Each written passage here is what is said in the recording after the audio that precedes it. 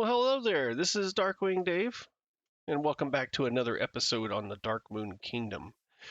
Last episode, we went on a tour of Darkwing Village, the village that's right behind me here. And in this episode, we're going to tour the Redwood Village, the village right across the river, across the bridge over here. It is a savanna biome village, and when I originally found it, it had been looted and it was already just in shambles. There was no villagers left, and hardly anything actually there, just the buildings, right? And there were only just a few buildings at that. So I decided, I think this is a good place to play. I wanted to play in a savanna biome. I hadn't really done that, so I decided to stay here. And I thought, well, I'm going to restore this village. And so when I set out to do that, I thought, every village needs a castle. So I put a castle up on top of that dirt hill over there, and at some point I started fortifying the hill, so it ended up with walls around it, so it makes it look like a lot bigger than it is. But then I started expanding and going down inside there, so it actually is pretty big inside. If I go back across the bridge here, I want you to see this bridge. I really like the bridge, and this bridge design, since we're right here, was based on a bridge designed by Foxel MC. You can check them out on their YouTube channel. Just check out the link in the description on this video. And with that, let's get started on this tour. So we're going to go on through here. If we look that direction, the original village was over there. And then I made an expansion to the village over here. And what I did is I went out and I found a YouTuber named Peachester or Peach Esther, however you say that, and they have tutorial videos for every village that naturally spawns into Minecraft. And so I went ahead and used their tutorial videos to recreate the buildings that could have spawned here in this village, because I just wanted to recreate a natural kind of village. Unfortunately, they don't show you where or how to place the village, but there are plenty of tutorials out there on that. I just chose to go ahead and give it a shot, try it myself. So I just made some roads here, made the road come straight through here. I did a meeting place right here in the middle of this village on this side of town, and then that way I can have a road going out from each side of it. This road would go straight across over this way, goes across another bridge inspired by Foxel, and that's where I had some desert land over here in the corner of my little kingdom. So I decided to recreate a desert village over there, again using Peachester's tutorial videos on how to build desert buildings. So very quickly, let's go ahead and go through this side of the village. Starting with this medium house here. This is pretty cool. And obviously, I went ahead and added some decor. I added the lanterns, I added the kingdom banner colors for everything, and the rest of the build is pretty much stock, just how it would show up in Minecraft. You even got an empty chest, because treasure is just horrible in this game. But we've got some buildings, we've got some animal pens right here. I've got some untamed horses that I need to get to, along with some skeleton horses in that pen there. We've got the meeting place. Ring the bell for good luck. And I put some lighting in here, frog lights with some glow lichen for added texture. And we have a few other buildings down this way. We've got a little farm. I added a little bit of netherwort farm to the back of this temple, which I thought was pretty cool. And that would allow the cleric to go ahead and brew up some of this great potion. Oh, added some artwork in here. Now I'm going to go a little bit fast because, it's just a savanna village. I keep trying to call it an acacia village. You're going to hear me say acacia village a lot. So anyway, in this savanna village that I've recreated, it's just really basic. It was just for nostalgia purposes. I really just wanted to have a bigger village for my Minecraft world, and I decided to expand it with that tutorial video that I found. It was a lot of fun building these. They're very simple and easy to follow tutorials. I highly advise you to check it out if you're looking to build your own custom Minecraft village, or you want to expand one that you're already living in. It's a great way to do that. So if we head on around the corner over here, one of these houses that I added right here has a bed, so I'm going to go ahead and sleep because it is dark. You can see on the sign right there, it says small house number 7. So there are different variants of these houses on that YouTube channel, and this is one of them. So this cartographer house right here was naturally spawned in the village that I found. and I went ahead and removed the cartography table. Is that what you call it? The workstations for all the villagers in this village have been removed, but I tried to replace them and get a little creative here, and at least put something back in its place. But I did remove the workstations from these villager huts that were here because I decided to put some villagers up in the castle in a villager trading hall that I can show later. Um, because they're so close to the castle and that trading hall, as I was setting up the villagers and getting their trades locked in place, I was really afraid that they would link to any of the workstations or beds right over here in this village. So I went ahead and removed them. And then when I was upgrading the village and adding more buildings, I thought, well, since I can't add the workstations, I will improv. I will go ahead and add things that don't really exist. Like in this temple too, I've added the netherwort farms, the banners. I could not put the workstation in here, which is a brewing stand. So instead, I just did some potions on the wall. I did some ingredients in the chest. I put a ender chest here just for convenience, and some artwork. So you can kind of get the idea here. I've just improv. We'll just run through real quick and look at some of this. So I replaced the lava with the magma block, so that way nobody falls into it and gets burnt. This is the blacksmith. It was not here originally. I went ahead and added this following the tutorials. And then inside, I put some decor, things you might find at the blacksmith. You know, you got some buckets and bars and chains and anvils, and there's plenty of stuff here in the box for me to come and grab if I need to while I'm working on the village. This village spawned in with a bunch of little farms. These are actual structures that will spawn in an acacia village. I'm sorry, a savanna biome village, and they've got numbers, like they're numbered. And these were already here, so I just left them. We've got a few caves around the city that I haven't explored yet, and we've gone ahead and put up the cobble wall around it so nothing comes out. This was a weaponsmith. It was already here. I've put up some decor. Again, not the original workstations that are in them, but I did went ahead and decorated them. If we go around behind this one, we've got a toolsmith. Same thing. Got some decor on the wall. Got some tools in the box. Put an anvil out here. Changed out all the banners for colors of the kingdom. We've got an armor. We've got some armor stands with armor on them. We've got a little bit of armor on the wall because the armor has been working hard for the kingdom. They build the armor for all the guards and knights and whatnot of the kingdom. So we'll just try and leave here if we can get across that plate. I've got a little open area here. I plan to put a marketplace, even though savanna biome villages don't come with marketplace stalls. I'm going to build some. I'm just going to borrow them from another village and put them in here. I just think it's a neat little area that probably would have a market, especially with the meeting area being right here. Got to ring the bell. We've got 2 wells on this meeting area. This was naturally spawned in. I went ahead and replaced the block in the bottom with some frog lights, so we have lighting here. I'm really big on hidden lighting. That's why you see these leaf blocks in the ground everywhere with frog lights underneath them, because I like hidden lighting. I went ahead and did a grid of that. Now in the beginning, I did torches because that's all I could afford. We had torches, but then later we created a frog light farm on the server, so there you go. And nobody likes the wandering trader, let me tell you. Nobody likes the wandering trader. So this is a sign here, right here. They say no wandering traders. So if we head on this way, we've got another one of these little farms. There was some more buildings that were already here. I think I'm going to tear this one out because it's kind of like a tannery, and I've already got one back over there that we didn't look at yet. And I'm just going to tear it out so I can make the river come on through here and go through the corner of that hill and kind of maybe fortify that, make it like a tunnel that goes through there. That way the river can flow on through and around the corner here and head toward the bridge. But I do want to leave the library if I can. It naturally spawned in. I do like it. I did the landscaping, the lanterns, the banners. If we step inside, we'll see that I did customize the carpet colors for the kingdom. There's a mystery book here for anybody that plays on this realm, if they want to check that out, if they're watching.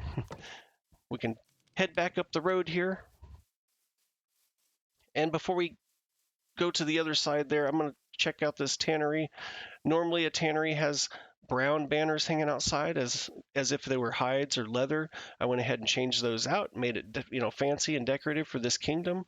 And then I moved the brown ones inside into the work area, and I replaced the workstation, which is a cauldron, with this little thing here that I made, kind of a makeshift water cauldron trough thing. We've got a tripwire hook that kind of represents a little spigot there. I've got some leather in this box. Again, anybody that plays on this realm, if they saw that, they can stop on by.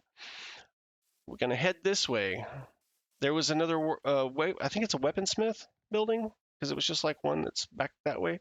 So I went ahead and turned this one into the meeting hall, since it's just right next to the meeting area. We've got some stairs in here that represent seats, so that the villagers can sit in there and talk about city planning and whatnot. We've got another walled off cave. Come around this corner here, and we've got a Fletcher building, a Fletcher house, I said, right? And then we've got a little bit of custom decor inside here. So we've got the flint, the stick, and the feather, which represents the recipe on how to make arrows. I did this, just thought it would be cool. Got some feathers in the box, got some arrows in that box. I'm gonna head on back out here. I added a couple of little houses. These are just different house variants that can spawn into these villages. You can see how basic they are, but I do like them because they're made out of terracotta. I think that's really neat. We continue up here and we have a mason house. Now the mason house is pretty neat. It did not spawn naturally. I went ahead and built it also from those tutorials. If you step inside, I think the only original thing in here are these little blocks of clay right here in the corner, and everything else I went ahead and customized. I've got some decor on the wall. I've got a box that I've been putting clay and clay balls and things into. I've got a little workstation over here. Got a little block of terracotta. Maybe the guy's working on the terracotta, making some flower pots and making these bigger flower pots that are now in the game. I'm going to go ahead and show you how to do this. Some of you may not know, but if you build one of these decorated pots and you put it on the ground and you try to put a flower in it, it does not work. It doesn't do anything. You're like, why can't I put a flower in this stupid pot? Well, all you got to do is take a flower pot, put it on top like that. It kind of merges right into it. You grab the flower and you stick it in the flower pot. Now you got a decorative plot. It's a decorated pot with a flower. Okay. Anyway, so you go around back. What I did add to this building, since he's a mason, I thought, why not have some mud and clay back here? So this is a very basic mud farm, and I turned half of it into a clay farm by putting pointed dripstone underneath it, so that whenever you make the mud, then the mud turns to clay. And if you don't know how to do these, there's plenty of tutorials online. It's very simple. Basically, with this one, I've got a wooden frame so that when I harvest the mud out of it with a shovel, I don't end up breaking the wood frame or the blocks underneath, because I used smooth stone down there. So that's one little tip that I would give you versus the ones I've seen online. The way this works is you put a stack of dirt in here, you grab this bottle right here, you fill it from the well, and you water the dirt, it becomes mud, and then you grab more water and you just go around and you water all the blocks one at a time with that. It's a very manual farm, very simple, but it works. And this is an entire stack of mud.